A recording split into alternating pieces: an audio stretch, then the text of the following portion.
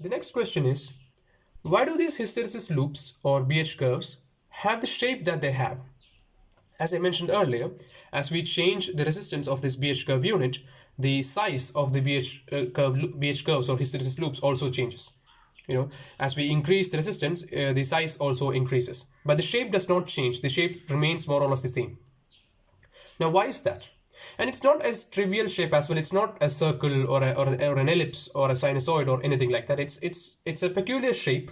It's more like a symmetrical leaf of sorts. But again, it does resemble an ellipse in some ways with flattened or sharp edges. To understand the shape of the BH curve or hysteresis loop, we need to first understand the fact that these curves are indeed Lissajous figures. Now, Lissajous figures are something that might be familiar to you because we have studied them in our paper on waves and oscillations or optics or things like that. Because Lissajous figures are figures that represent complex harmonic motion. In case of oscillations, they represent the superposition of perpendicular harmonic motion with a phase difference. And in terms of waves or in the context of optics, they represent the superposition of waves or light with different frequencies. And so these BH curves are actually Lissajous figures formed by the superposition of H and B from the primary and secondary coils. Remember that we need to set the CRO in XY mode to obtain the XY is the hysteresis loop. That's actually making that superposition happen between these two figures that are fed into the x-axis and y-axis of our CRO. So to explain the shape of the hysteresis loop, we have to find out the actual waveforms of H and B and verify that if we have waveforms of this particular form, we would obtain a shape like that in the CRO. Now we can assume H to be of the form H equal to H naught cos omega t, a simple sinusoidal wave. And we have to find out the sinusoidal form of B, and it would not be as a simple sinusoidal wave. It would be complicated with some extra harmonic terms added to it. Now, to find the particular waveform of B from this particular waveform of H, we had to dig a little deeper. We had to look at the theory that is exactly going on within this particular material. And we actually ended up at a paper that was written by none other than Lord Rayleigh, the one that we study from all the material science and optics and everything. That Lord Rayleigh published in 1887. That's where the first theoretical explanation of this, the shape of this hysteresis curve was explained. And it's actually called Rayleigh model of hysteresis, and it explains the shape of the loop in terms of perpendicular superposed harmonic waves. So in this particular paper, Rayleigh experimentally found out the change in the magnetic permeability of a material that is subjected to a varying magnetic field, like the one that we have provided into our to our primary coil. So according to Rayleigh model, the magnetic permeability mu of H, because it varies with the magnetizing field or the magnetic field in this case, mu of H is mu I plus or minus alpha H1. Here it's H1 alpha H1. Now this is an experimental fact. Now we have these values that was actually first measured by Rayleigh. It's 6.4 and 8.8 or things like that. But then again, these values were measured and refined through subsequent experiments. But we are not concerned about the quantitative analysis here. We are just looking for the qualitative picture. So we have this this function of magnetic permeability of the material that varies with the magnetic field, and thus the current that is provided into the primary coil. And from here we get B of H equal to mu 0 mu I H1 plus mu 0 alpha H1 square. Now this can be written as alpha H1 plus beta H1 square, because we have B equal to mu 0 H, sorry, I think it's it's here. Now, if we look at the scenario when the field strength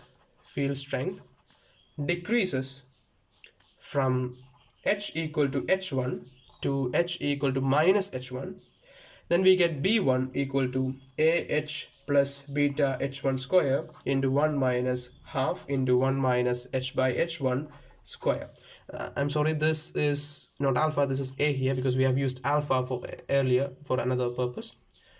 But anyway, we get this form. And in case of in the opposite case, when the field strength increases from h equal to minus h1 to h equal to h1, then we get b2 equal to ah plus beta h square into 1 plus half into 1 plus h by h1 square. That's it. Now here we can assume that h is of the form h1 cos omega t. Now this is an assumption. There is no way to know the true the waveform of this particular h. I mean, we are sure that both h and b are not purely sinusoidal. There are complex terms, or complex, I wouldn't say complex, but harmonic terms within this h and b. But for the sake of simplicity, we can assume one of them to be of a sinusoidal form. And we assume here h is of the form h1 cos omega t. Now substituting this, we have b1 equal to ah dash, okay, cos omega t plus beta h1 square 1 minus half into 1 minus h1 cos omega t by h1 square. Now expanding the terms within here, beta, this is plus beta h square cos omega t half sine square omega t plus beta h square cos omega t plus half sine square omega t. Therefore we get b equal to a cos omega t, a dash cos omega t. We use the term a dash for a h1. This is h1, right? So a dash cos omega t plus beta cos omega t plus or minus half beta dash sine square omega t. I'm just passing through these derivations because we don't actually need them. I just wanted to show the process that went behind finding out this result. And we have this square term here, and we don't want that. We have to expand it using Fourier series.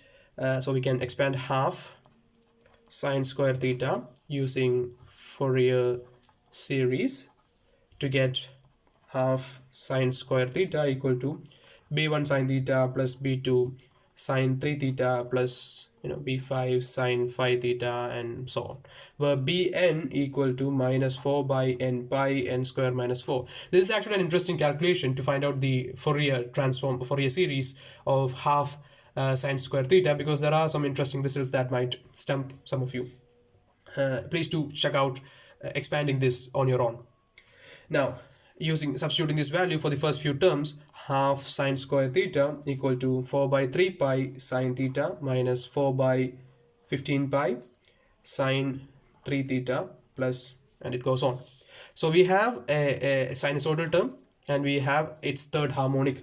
So we can put this back into the b equation. B equal to alpha a dash plus beta dash cos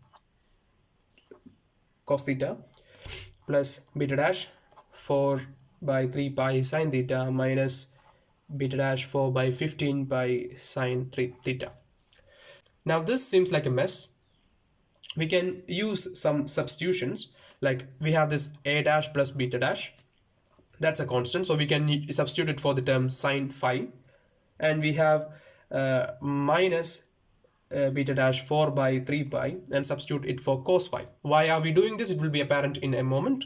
But when we do this, we get b equal to sine of theta minus beta minus 4 by 15 pi sine of 3 theta. Now we can write it along this form of b equal to ax sine of omega t minus phi plus ay sine of 3 omega t, where ax is equal to 1 and ay equal to minus 4 by 15 pi. Now here we have a sinusoidal equation. Now here we have a sum of a sinusoid with a phase difference and a and its third harmonic.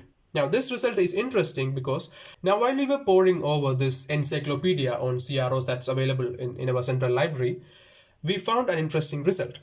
So if we feed a wave that is of the form ax sine omega t and y equal to ay sine omega t minus beta plus a3y sine of 3 omega t into a CRO, and we put it in the xy mode, then we obtain a curve something that's shaped something like this, Now it's not quite the shape of a hysteresis loop, but still when we look at the waveforms, it's strikingly similar, because h equal to cos omega t, we have a sinusoidal wave, and b equal to ax sine of omega t minus phi plus ay sine of 3 omega t.